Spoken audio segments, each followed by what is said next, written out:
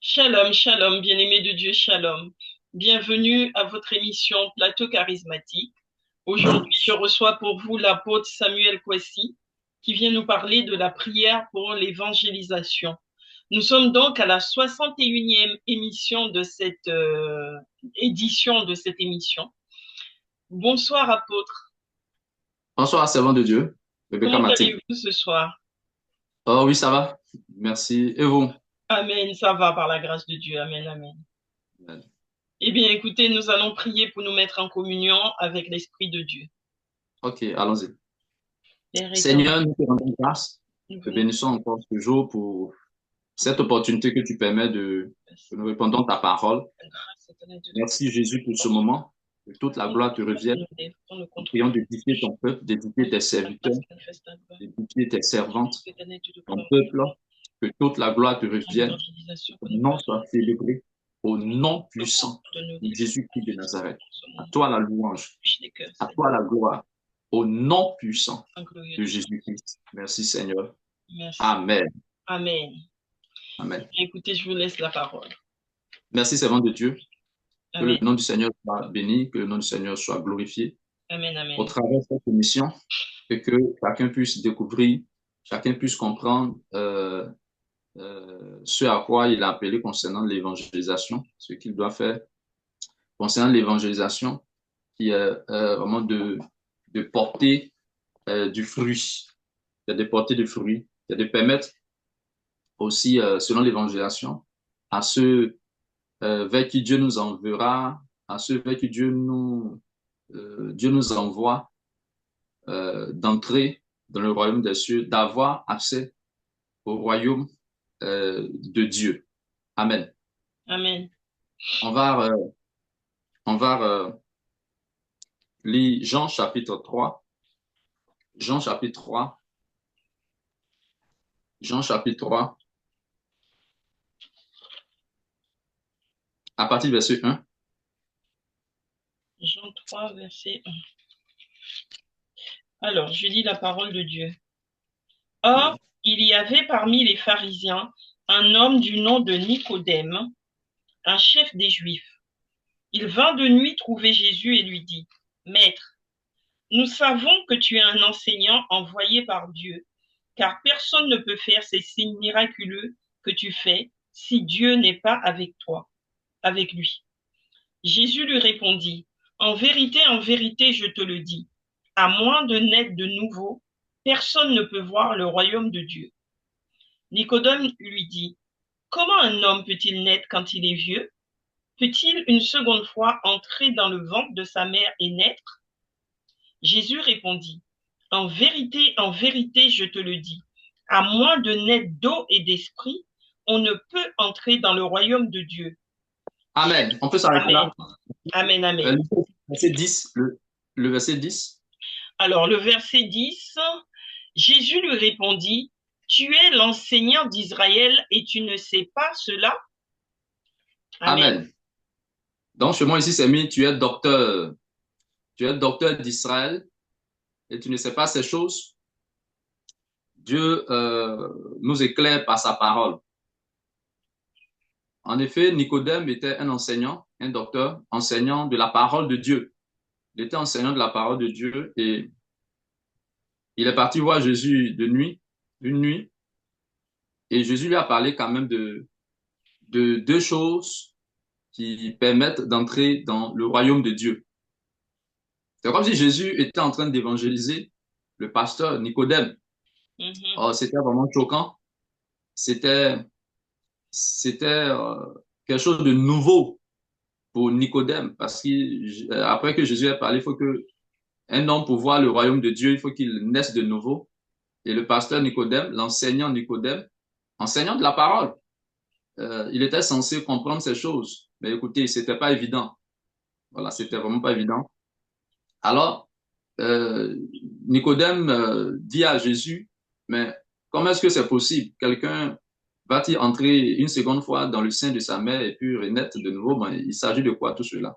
Et Jésus lui dit, pour entrer dans le royaume de Dieu, alors c'est sur cela que c'est sur cela que je vais intervenir. Donc, Il dit ce qu'il faut pour entrer dans le royaume de Dieu. Il faut l'eau, il faut naître d'eau et il faut naître du Saint-Esprit. mm. Il faut naître d'eau et il faut naître aussi du Saint-Esprit. Quelqu'un qui a le Saint-Esprit, donc ça veut dire qu'il faut absolument les deux choses. Dans ce contexte ici, où Jésus parlait à Nicodème, il dit qu'il faut l'eau et le Saint-Esprit. Alors, généralement, nous savons un peu nous savons ce que c'est que le Saint-Esprit. Mais l'eau ici, d'autres personnes font allusion au baptême d'eau. Alors, ici, il ne s'agit pas du baptême d'eau, mais on retient que Jésus a fait comprendre à Nicodème, il faut l'eau, la naissance d'eau, naître d'eau, et puis naître du Saint-Esprit. Dans Matthieu 3, verset 11, le prophète Jean-Baptiste a fait comprendre que lui, il avait baptisé d'eau, donc il baptise d'eau pour amener les gens à la repentance, mais que Jésus allait venir après lui et que Jésus, donc, allait faire deux choses. Baptiser du Saint-Esprit et baptiser de feu. Baptiser du Saint-Esprit et baptiser de feu. Alors, c'est le feu et le Saint-Esprit là. En fait, c'est de cela que Jésus a parlé à Nicodème. Et c'est lui, Jésus, qui donne cela. Donc, baptisé du Saint-Esprit et baptisé donc de feu. C'est ce que Jésus a, je veux dire, a exprimé autrement en parlant de la naissance d'eau et du Saint-Esprit. Ça veut dire que l'eau dont Jésus parle, en fait, il s'agit du feu dont le prophète Jean-Baptiste a parlé. Jésus va baptiser du Saint-Esprit et de feu. Ici, Jésus, il rencontre, donc il avec Nicodème, il dit, tu dois naître de ces deux choses-là. Donc l'eau et le Saint-Esprit. Donc ça veut dire que l'eau, c'est le feu dont Jean-Baptiste, le prophète, a parlé. Alors, c'est quoi donc ce feu-là? Dans Jérémie, chapitre 23, verset 29, la parole de Dieu est comparée à du feu. La parole de Dieu, on peut lire cela. La parole de Dieu est comparée. Jérémie, chapitre 23, verset 29. Alors, je lis la parole de Dieu. 23-29. Hein. C'est cela. 29. Ma parole n'est-elle pas comme un feu, déclare l'Éternel, comme un Voilà, donc, marteau qui pulvérise la roche? Amen. voilà, donc, la parole n'était pas, donc, ça dit, ma parole n'était pas comme un feu. Donc, la parole de Dieu est comparée à du feu. C'est de cela que le prophète Jean-Baptiste a parlé. Il dit, Jésus vient baptiser du Saint-Esprit et de feu. Et Jésus étant là, il parle à Nicodème, il dit, naissance d'eau et naissance du Saint-Esprit. Naître d'eau et donc du Saint-Esprit. Donc, le feu, là, en fait, c'est de cela dont Jésus a parlé, l'eau. Et donc, l'eau, en fait, c'est la parole. Hein, la parole de Dieu est aussi symbolisée, donc à du feu, symbolisée aussi par l'eau. C'est de cette même eau dont Jésus a parlé à la femme samaritaine. Dans Jean chapitre 4, le verset 14 dit l'eau. Et il parle aussi de cette eau-là au pasteur, à l'enseignant. Il a parlé de cette eau à l'enseignant Nicodème, au pasteur, au docteur Nicodème. Donc, Jésus fait comprendre que si on n'a pas la parole et le Saint-Esprit, on ne peut pas être sauvé. On ne peut pas entrer dans le royaume de Dieu. On ne peut pas entrer dans le royaume de Dieu. Amen. Amen.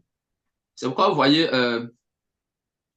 beaucoup de personnes ont le Saint-Esprit, mais n'ont pas la parole, la connaissance de la parole. Donc, si on regarde bien dans ce contexte-là où Jésus a parlé, il ne s'agit pas simplement d'avoir le Saint-Esprit et puis, bon, ça suffit, dit que c'est suffisant pour être sauvé. On va lire un verset et vous allez comprendre que le Saint-Esprit n'agira pas même sans la parole. Le Saint-Esprit ne pourra pas vous utiliser sans la parole. Amen. Amen. Donc, il faut les deux. Il faut le Saint-Esprit. Donc, c'est pourquoi dans l'évangélisation, il faut, en fait, il faut enseigner. Il faut expliquer la parole. Il faut expliquer ce que Jésus est venu faire. Pour que ceux qui doivent sauver, qui doivent être sauvés, puissent comprendre la parole, accepter et puis obéir. Donc là, il dit l'eau et le Saint-Esprit. Alors, dans Deutéronome 32, verset 2, nous allons voir à quoi est comparée donc la parole de Dieu, donc à l'eau, la parole de Dieu. Deutéronome 32, verset 2. Alors, je lis la parole de Dieu. Que mes instructions se déversent comme la pluie, que ma parole tombe comme la rosée, comme des ondées sur la verdure, comme des gouttes d'eau sur l'herbe. Amen. Amen. Donc, ici, la parole de Dieu est comparée à de l'eau, à de la rosée, des ondées, à de la pluie. Donc, en fait, l'eau. Donc, la parole est comparée donc, à de l'eau. Donc, ici, la parole de Jésus est comparée à de l'eau.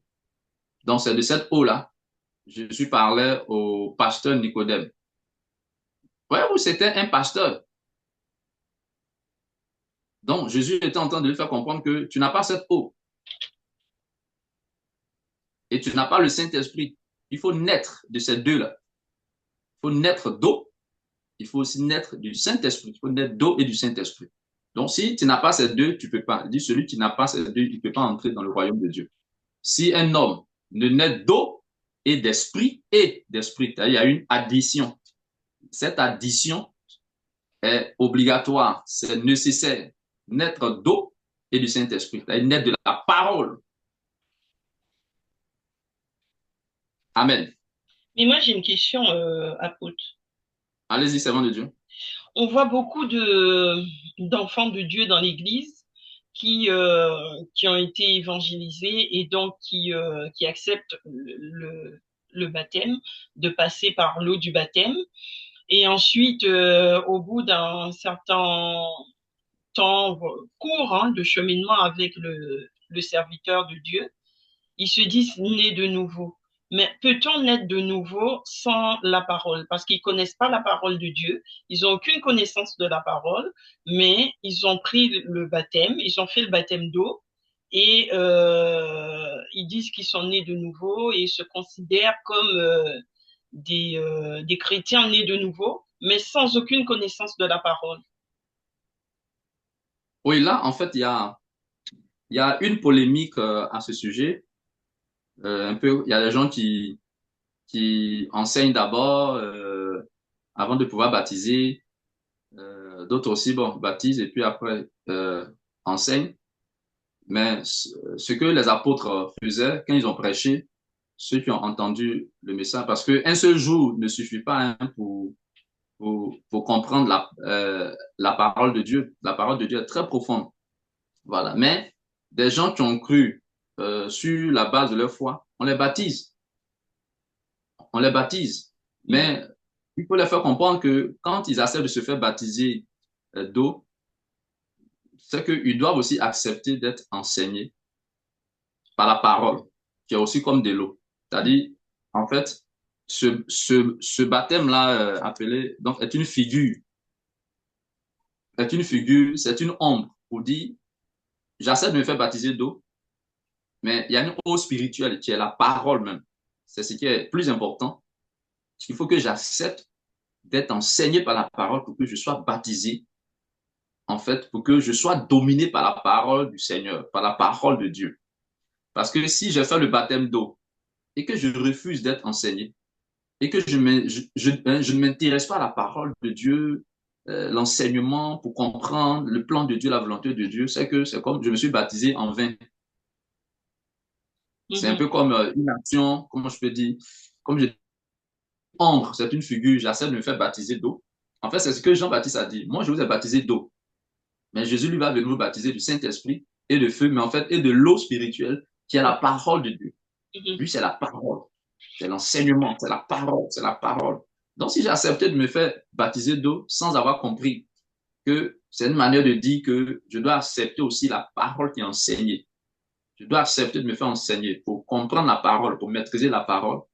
Donc là, il y a un problème. Donc, se faire baptiser et ne pas avoir la connaissance de la parole, ça peut arriver. Mais il faut accepter de se faire donc enseigner. Il faut accepter. Il faut accepter de se faire enseigner.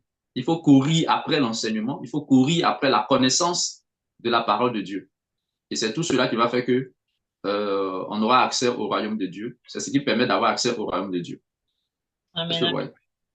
Maintenant, quelle parole prêcher? Voilà, il faut que ce soit la véritable parole du Seigneur, la vérité, l'exactitude, en fait, de la parole de Dieu. Donc, ça, c'est ce qu'il faut comprendre. Nicodème était pasteur. Donc, la Bible, il est enseignant, mais qu'est-ce qu'il enseignait? Voilà. Parce qu'il rencontre Jésus, et puis Jésus, comme il était en train de lui dire qu'il y a des choses que tu dois, en fait, tu dois recommencer à zéro. Comme si ce qu'il faisait là, voilà, n'était pas, voilà, mais n'était pas bien. Mm. Tu dois naître de nouveau. Donc, une nouveauté. Parce que Jésus donc, était là. Et donc, pour être sauvé, à cette époque-là, il fallait croire en ce que Jésus disait. Il fallait faire ce que Jésus disait. Mhm. Il fallait obéir à ce que Jésus disait. Donc, un pour être sauvé. Donc, il dit une nouvelle naissance. Une nouvelle naissance. Donc, est-ce que vous voyez? Je ne sais pas hein, si j'ai répondu Si, à votre... j'ai compris. Oui. Voilà. Donc, le plus important, quand on se fait baptiser, il faut accepter d'être enseigné. Donc, c'est généralement ce que les apôtres faisaient. Ils baptisaient, mais les enseignements continuaient. Donc ils continuaient. Alors, dans Matthieu 28, déjà, Matthieu chapitre 28, verset 19, il dit, allez faire de toutes les nations, donc les disciples, baptisez-les au nom du Père, du Fils et du Saint-Esprit, et enseigne-leur. Il dit, baptisez-les, et ensuite, enseigne-leur. Donc, les enseignements ne peuvent pas finir. Ouais. Donc, ça, c'est juste à ce que Jésus revienne, voilà. Donc, il faut enseigner, baptisez-les, et puis enseignez-les. Tout ce que je vous ai prescrit, tout ce que moi-même je vous ai enseigné, enseignez-leur cela. Ce que vous aurez baptisé. Amen. Amen. Donc, en clair, il faut avoir donc la connaissance, la maîtrise de la parole de Dieu, donc de la volonté du Seigneur. Et c'est bien sûr par la parole de Dieu. Amen. Amen. Amen. Donc, voilà. Et donc, c'est pourquoi, pour évangéliser aussi, nous devons avoir la maîtrise de la parole, la connaissance de la parole, pour évangéliser. Donc, afin de ne pas dire ce qui n'est pas juste, afin de ne pas dire ce qui n'est pas vrai. Donc, la vérité. Alors, Jean 17, verset 17, les questions, le Seigneur disait, ta parole, sanctifie-les par ta vérité, ta parole est la vérité. Sanctifie-les par ta vérité, ta parole est la vérité. Amen. Amen. Donc, chercher la vérité de la parole du Seigneur. Donc, voilà un peu, c'était quand même choquant, ce que euh, Nicodème avait entendu, voyant que c'était un pasteur, il faisait partie du peuple de Dieu, il Mm. faisait partie du peuple qu'on appelle le peuple d'Israël, c'était le peuple élu, c'était pas des païens. C'est un Mhm. peu aujourd'hui comme nous, les pasteurs, les enseignants, le corps du Christ, Amen. le corps du Christ. Et ça, à une telle personne que Jésus a donné ce message. Donc, c'était quand même étonnant. Mais Jésus quand même dit à Nicodème au verset 7, Jean chapitre 3, le verset 7, Jean chapitre 3, le verset 7, il ne t'étonne pas que je t'ai dit, ne t'étonne pas que je t'ai dit, il faut que vous naissiez de De- nouveau. Voilà. Il faut que vous naissiez de nouveau. Mhm. Amen. Amen. Donc, il devait y avoir un changement de message. Hein? Donc, recevoir l'eau de Jésus, la parole vraie de Jésus. Vous voyez. Dans la vie que Jésus est venu, Jean chapitre 1, verset 17, Jésus est venu avec la grâce et la vérité. Oh, la vérité, c'est la parole. La parole de Jésus, la parole du Seigneur, c'est la vérité. C'est avec Mhm. cette vérité qu'il est venu. Et c'est cette vérité que le peuple de Dieu devait avoir et puis obéir, pratiquer cela. Et c'est ce que en fait Jésus disait à Nicodème, d'en être de nouveau. Nouveau. Amen. Amen.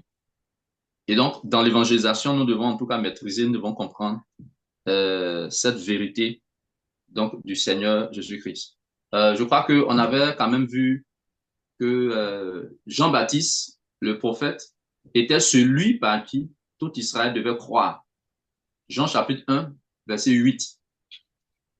Ouais, Jean chapitre 1, verset 8. Mhm. Et la parole dit que Jean n'était pas la lumière, mais il parut pour rendre témoignage à la lumière. Jean chapitre 1. Amen, amen. Il n'était pas la lumière, mais il vint pour rendre témoignage à la lumière. Voilà. Donc, il savait bien. Voilà le verset 6 aussi. Il dit, il y eut un homme envoyé de Dieu, son nom était Jean. Hmm.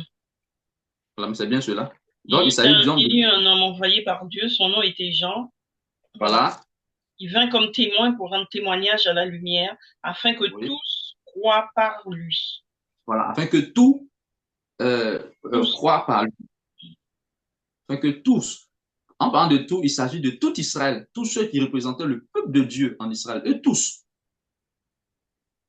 C'est-à-dire que c'est pas Jean qui devait croire à Jésus qui est la lumière qui allait venir après lui, Jean-Baptiste. Jean-Baptiste était celui qui est venu préparer le chemin. Mhm. Ouais. Jean-Baptiste était celui qui est venu préparer le chemin. Et c'est lui qui a montré aux autres, ah, voici l'agneau de Dieu qui ôte le péché du monde. Donc, il a dit que tous devaient croire en Jésus, qui est la lumière, par lui, le prophète Jean-Baptiste. Jean-Baptiste n'était pas la lumière, mais il parut pour rendre témoignage, voilà, à la lumière. Donc, cette lumière, donc, étant venue, ça veut dire que toutes les autres lumières en termes de lampe devaient s'éteindre. Et puis, écoutez maintenant le Seigneur. Donc, tout le monde devait écouter. Donc, à cette époque, tout le monde devait écouter le Seigneur. Mais Et pour être sauvé, j'allais dire, apôtre, en fait, même les incroyants, quand ils parlent, ils disent des gens intelligents, oui, celui-là, c'est une lumière, l'autre, c'est une lumière. Mais pourtant, en fait, tout est tiré de la Bible, en fait. On dit des expressions, on s'exprime, on dit des expressions, mais sans comprendre que ce sont des choses qui viennent de la parole de Dieu. oui, on peut le dire ainsi, oui, et c'est pas faux. Voilà, mais c'est pas faux. Mais l'une des choses que le diable fait, je veux dire, je dirais, une copie ou une photocopie. C'est-à-dire que reprendre ce que Dieu a dit, mais autrement. En fait, Oui, falsifier. c'est ça. Falsifier. Parce que le diable n'a rien créé. Mhm, Le diable n'a rien créé. Donc, ce que Dieu a dit là, il vient de dire, dit cela autrement. En fait, donc ça, c'est ce qu'on appelle la séduction. mhm, Ouais. Donc ça, c'est ce qu'on appelle la séduction. Pour tromper les hommes. mhm. En fait, voilà, mais pour tromper les hommes. Sinon, tout pratiquement vient de la parole de Dieu. Tout vient de Dieu. Ouais, tout vient de Dieu. Alors, quel exemple on peut prendre? Parce que Dieu, lui parlant donc, de lumière, il parle en fait, de sa parole. Quand Dieu donne sa parole, ou bien Dieu donne sa parole, Dieu a donné sa parole à son peuple. Quand Dieu parle, en fait, il s'adresse à son peuple. Pas d'abord aux païens, il s'adresse à son peuple. Mhm. Et parlant de son peuple, quand Dieu parle à son peuple, en fait, quand Dieu choisit des gens, c'est pour leur donner la vie éternelle. Amen, amen. Donc, très souvent, Dieu va parler en parabole. Lumière, lumière, voilà, quand il parle de la lumière, mais il veut parler de lui-même Dieu, qui est la parole. On, avec lui, on doit être éclairé sur sa volonté, sur ce qu'il attend de nous, sur ce qu'il veut qu'on fasse. Et donc là, il va s'appuyer. Par exemple, Jean 8, verset 12, Jésus dit, je suis la lumière du monde. Je suis la lumière, vous voyez, du monde. Or, quand Dieu parle, il y a d'abord son monde. Voilà. Mais Dieu lui-même est comparé, voyez-vous, à la lumière. Parce qu'il y a la lumière, euh, donc du jour. Donc, il y a la Mhm. lumière du jour. Et quand la lumière du jour apparaît, normalement, il faut éteindre les lampes. Il faut éteindre les lampes. Alors, voyons Psaume 84, verset 12. Dieu est comparé à un soleil. Dieu est comparé plutôt donc au soleil. Alors, Psaume 84, verset 12. Je lis la Psaume parole. 84, verset 12. D'accord. car l'Éternel Dieu est un soleil et un bouclier. Voilà. Donc, le Dieu est comparé à un soleil. Euh, les caractéristiques du soleil, qu'on parle du soleil, le soleil est unique. Dans le monde entier, il ne peut pas avoir trois soleils, deux soleils. Non, il y a un seul soleil pour le monde entier. Il n'y a pas deux soleils. Donc, Dieu est unique. D'accord? Le soleil, c'est le grand luminaire qui préside donc le jour. C'est le soleil qui donne la lumière du jour. Est-ce que vous voyez? Donc, on parle de Mm. lumière, lumière. Et les étoiles aussi sont des lumières. Donc, les étoiles sont des lumières. Mais ces lumières-là, à laquelle sont ces étoiles-là, leur utilité, c'est quoi? C'est de briller dans la nuit. C'est-à-dire que c'est de la nuit. Mm. Donc, c'est le soir. Est-ce que vous voyez? Oui, c'est pour Le éclairer soleil, les ténèbres, enlever les ténèbres et voilà, mettre la lumière. Mm. exactement. Mais mais le soleil donne la lumière du jour. Mhm. Tu vois. Donc, donne la lumière du jour. Donc, voilà un peu ce qu'il faut comprendre. Et c'est comme ça que Dieu parle. Il s'appuie, voilà, sur les éléments de la nature pour parler à son peuple pour que le peuple, son peuple puisse bien comprendre. Donc, sa parole et ce qu'il veut dire. Donc, voici un peu ce qu'il faut comprendre. Et là même, on a vu l'exemple de Jésus qui a parlé à Nicodème. Il a parlé de l'eau. Si tu n'as pas cette eau, si tu n'es pas de cette eau et du Saint-Esprit, tu ne peux pas entrer dans le royaume de Dieu. Donc, l'eau là, ouais, c'est en parabole. Est-ce que je vais parler de l'eau naturelle, de l'eau physique? Mhm. Non. Là, il parle de sa parole. Donc, Amen. voici un peu comment Dieu, voilà, Dieu s'exprime. Dieu parle souvent pour cacher la vérité aux païens, pour cacher euh, le message aux païens, ne pas que ceux qui ne s'intéressent pas à lui soient sauvés. Parce que quand il parle comme ça en parabole, c'est pour son peuple, mais à son peuple, donc il explique cela. En tout cas, ceux qui sont intéressés, qui s'approchent de lui dans la prière, voilà, de la communion, voilà, il va donc expliquer cela pour qu'ils puissent obéir. Amen. Amen, amen, amen. Tant que ce n'est pas expliqué, on ne peut pas comprendre. Et si on ne comprend pas aussi, on ne peut pas obéir. Mhm. Donc vraiment, beaucoup, beaucoup, beaucoup de choses à comprendre au sujet donc de la parole du Seigneur, au sujet de la parole de Dieu. Amen. Amen. Voilà. Donc en clair, Jésus évangélisait Nicodème. Jésus est en train de l'évangéliser. Un peu, on parle de si quelqu'un est en Christ, il est une nouvelle créature. 2 Corinthiens chapitre 5, verset 17. Si quelqu'un est en Christ, il est une nouvelle créature. Voici. Hein, les choses anciennes sont passées, voici, toutes choses sont devenues nouvelles. Donc, en fait, c'est de cette nouvelle naissance dont Jésus est aussi en train de parler à Nicodème, cette nouvelle naissance. En fait, la vraie parole, recevoir la parole de Jésus, qui est comme une sémence. Mhm. Et en fait, c'est ce qui va faire de lui, en fait, un enfant de Dieu véritable, qui a la parole pure, la parole du Seigneur, la parole de la vérité. Amen. La parole de la Amen, amen. vérité. Voilà un peu. C'est bon? C'est bon. Voilà. Donc, on va dire merci au Seigneur. Et là, un élément que j'ajoute, ça veut dire que si Nicodème, il ne change pas, et si son peuple aussi ne change pas, et tous ne vont pas avoir accès, donc on n'aurait pas eu accès, n'auront pas accès au royaume de Dieu. Parce qu'au verset 7, il a dit, vous tous, vous devez, donc ne t'étonne pas que je t'ai dit que vous devez naître de nouveau, que vous devez naître de nouveau. C'est-à-dire que toi et tout ton peuple, tout le peuple que tu diriges, tous les fidèles, Amen. Amen, amen. C'est bon? C'est bon. Ben, nous allons prier alors. Donc, merci au Seigneur. Seigneur, nous te rendons grâce et te bénissons. Merci pour ta parole. Nous te louons et célébrons. Merci ce soir, merci ce jour pour ta parole. Nous t'élevons. Ta parole qui bénit, ta parole qui est claire.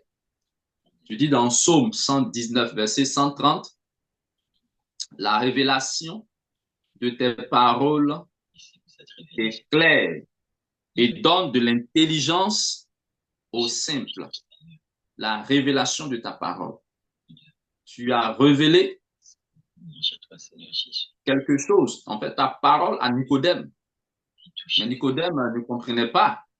Je dis, mais pour entrer dans le royaume de Dieu, il faut absolument, obligatoirement naître d'eau et d'esprit. C'est du Saint-Esprit.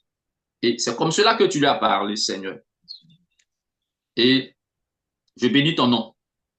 Donne-nous, Seigneur, d'avoir la révélation de la profondeur de ta parole pour l'évangélisation, pour que nous-mêmes soyons sauvés et que aussi le peuple que nous dirigeons, ceux que nous évangélisons, soient aussi sauvés, puissent avoir accès au royaume de Dieu, au royaume des cieux, au nom puissant de Jésus-Christ de Nazareth, au nom puissant de Jésus-Christ. Conduis chacun, guide chacun dans la vraie parole, la parole de vérité, ton eau, Seigneur, l'eau de la vie, dans le nom puissant de Jésus-Christ de Nazareth, au nom puissant de Jésus de Nazareth, au nom puissant de Jésus-Christ de Nazareth, au nom puissant de Jésus. Dans Apocalypse chapitre 22, le verset 1, il est mis et il me montra un fleuve d'eau de la vie, limpide comme du cristal, qui sortait du trône de Dieu et de l'agneau. Seigneur, tu étais déclaré comme l'agneau de Dieu. Oh, alléluia. Tu étais présenté par Jean-Baptiste, l'agneau de Dieu qui ôte le péché du monde.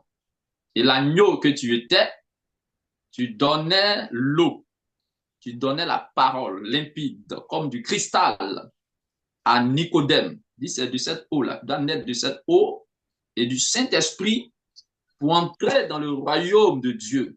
Donne à chacun l'eau limpide, qui est ta parole pure, qui sort de ton trône, qui vient de toi, la parole de vérité pour l'évangélisation, afin que, Seigneur, tes serviteurs soient sauvés, que ton peuple, Seigneur, qu'il conduise, soit aussi sauvé.